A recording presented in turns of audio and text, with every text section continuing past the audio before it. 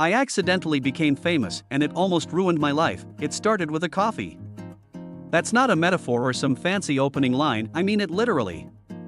A spilled coffee on a Tuesday morning that kicked off the chain reaction that flipped my entire life upside down. At the time, I was just another underpaid project manager at a mid-sized tech company. I wasn't miserable, exactly, but I wouldn't say I was happy either. My days were filled with spreadsheets, pointless meetings, and a creeping sense that I was wasting time I couldn't get back. I lived in a shoebox apartment I could barely afford, kept my head down at work, and told myself that someday, maybe, things would click into place. Then came the Tuesday, I was late again. I'd missed my alarm, my phone was at 2%, and of course, I dropped my only to-go cup of coffee right as I reached the front steps of my office building.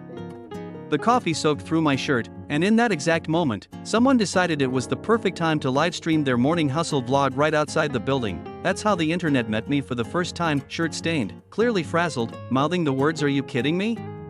To no one in particular, I didn't even know what had happened until 2 days later. My phone, miraculously still alive, started buzzing nonstop during lunch. Friends, coworkers, people I hadn't spoken to in years were tagging me in videos, tweets, and memes. Turns out, someone had clipped the moment from that livestream and posted it with the caption, "Corporate life got me like." It hit 5 million views in 24 hours. I was the face of burnout. The accidental spokesperson for every overworked, under-rested office zombie in the world.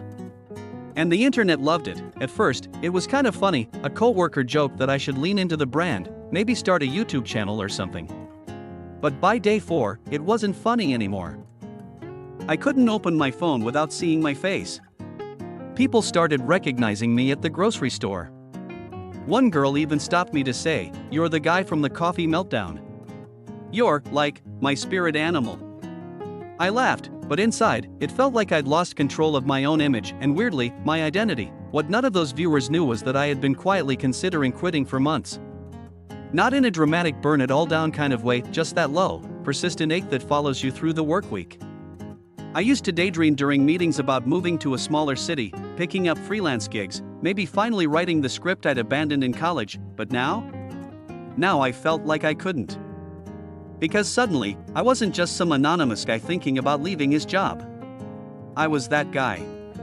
The meme. The burnout mascot, and with that came expectations. People wanted more content, more hot takes on hustle culture, more moments of realness.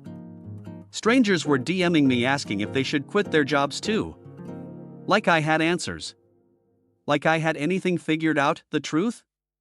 I was drowning. I still worked the same 9 to 6. I still dealt with passive-aggressive Slack messages and panic attacks before performance reviews. But now, I had thousands of people projecting their frustrations onto me, expecting me to be something, a symbol, a rebel, an example. I didn't even know who I was anymore. It all came to a head one night around 11:30 p.m., when I stayed late finishing a report that no one would read. I sat alone in the office kitchen, fluorescent lights humming overhead, microwave burrito in hand, and just cracked. I opened my phone, went live on Instagram without thinking it through, and said, "I know some of you think I'm brave or something. But I'm not. I'm scared. I feel like I'm stuck in a life I didn't choose, performing for people I don't know, and I don't know how to stop without disappointing everyone, including myself." Then I ended the stream. Closed the app. Turned off my phone. And cried into a napkin from the vending machine. The next morning, I braced for impact. I expected ridicule. Memes. Maybe even a call from HR, but instead, something different happened. People didn't laugh. They listened. That live stream wasn't shared like the first one. It didn't go viral for being funny. It spread because it was real. People started replying with their own confessions, videos, duets, even essays. Stories about burnout, quiet desperation, the fear of wasting your 20s, or 30s, or 40s, on something that doesn't light you up inside, and for the first time, I realized I wasn't alone. One guy said he hadn't taken a sick day in 3 years because he was terrified his team would implode without him. A woman messaged me saying she'd been secretly crying in the parking lot before every shift for 6 months. Another person told me they had just quit their job after seeing my stream, not because I told them to, but because they finally felt seen. That shook me. I wasn't anyone special. I hadn't built a personal brand or gone on some soul-searching trip to Bali. I was just honest. And apparently, that was rare enough to matter. That moment changed everything. I took a week off work unpaid, since I'd burned through my PTO already. I didn't fly anywhere or do anything dramatic. I just stayed still. No screens. No updates. Just space to think. By the end of it, I made a decision, not because I had a new plan, but because I finally accepted that staying in a job that made me feel invisible just to keep others comfortable was a slow kind of death I wasn't willing to endure anymore. I handed in my notice 2 weeks later, no grand announcement. No final video. Just a quiet goodbye message in the team chat and a long walk home in the rain, not sure if I was liberated or completely insane. The first week after I quit felt like being unplugged from the Matrix. No early alarms. No fake smiles on Zoom. No tight-lipped all good responses when I was clearly falling apart inside. For the first time in years, I had no emails to check, no bosses to impress, and no projects weighing down my weekends, and it was terrifying. There's a certain comfort in structure, even when that structure is soul-sucking. Waking up every day with no schedule, no paycheck, and no idea what I was doing with my life was more disorienting than I'd expected. I thought I'd feel free. I thought I'd feel powerful. But instead, I felt lost. I found myself pacing around my apartment, scrolling through job listings I didn't want to apply for, opening blank Google Docs and staring at the blinking cursor, hoping inspiration would just strike. Spoiler alert, it didn't, but something else happened. It started with a message from an old college friend, someone I hadn't spoken to in years. He'd seen my original livestream and said it hit him hard. Not just because of the content, but because he knew what it took for me to say those things publicly.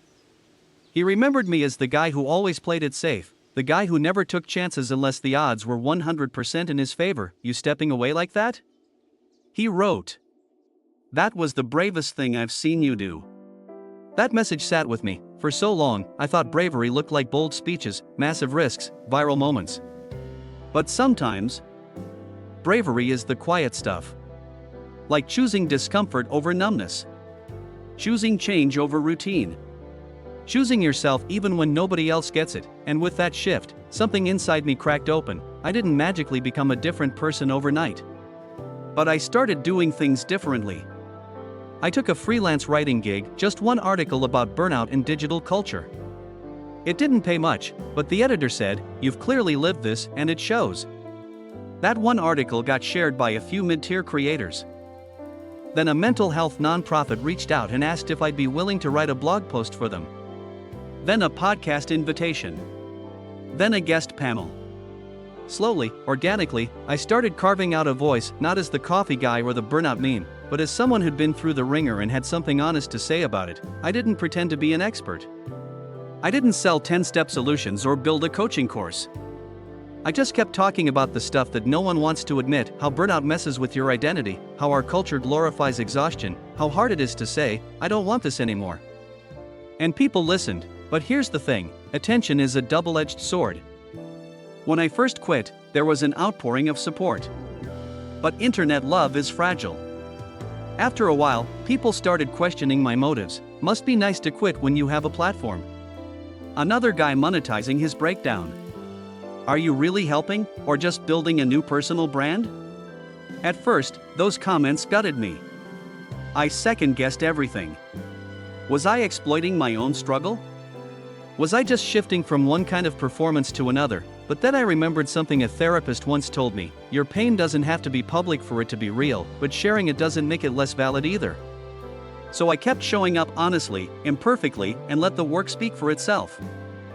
One morning, I got a message that stopped me cold. It was from a guy in Ohio. Late 30s. He said he'd been on the verge of ending his life the night he stumbled across my original livestream, the one where I admitted I was scared and lost and tired. He wrote, "It was the first time I saw someone say the words I was too ashamed to say out loud. You didn't fix me, but you made me feel less alone." And that was enough to get through the night. I sat with that message for a long time. I didn't screenshot it. I didn't share it on social media. I didn't use it as content. I just let it sink in. That somewhere out there, someone decided to stay even just one more day because I told the truth. That's when I realized this wasn't about virality anymore. It never should have been. People still ask me what I do now, like I've chosen some new clean path with a title and a LinkedIn bio. And I get it, we crave labels. We want people to fit into boxes that make sense, but here's the truth. I don't know if I do anything in the traditional sense. Some months I write. Some months I speak. Some months I barely get out of bed and just try to exist without collapsing under the weight of expectations, mine or anyone else's, but I no longer measure success by productivity or paycheck. I measure it by alignment. Am I saying what I actually mean? Am I doing things that matter to me? Am I building a life I wouldn't want to run away from? If the answer is yes, even halfway, that's enough for now. If I could go back and talk to the version of myself who stood outside that office with coffee on his shirt and panic in his chest, I wouldn't give him advice. I wouldn't try to fix him. I'd just tell him this: you're not broken. You're just exhausted. And your life doesn't have to look like everyone else's version of success to be meaningful. I'd remind him that no meme, no moment, no public opinion defines who you are unless you let it, and most importantly, I'd tell him that even when everything feels like it's falling apart, sometimes that's just the start of something better. This story isn't a pitch for quitting your job, deleting your socials, or chasing internet clout. It's just a reminder that the life you're meant to live might not fit neatly inside the lines other people drew for you. Sometimes, the bravest thing you can do is admit what isn't working and walk away before it breaks you. I don't have it all figured out, but I finally feel like I'm walking in the right direction, and honestly, that's more than enough.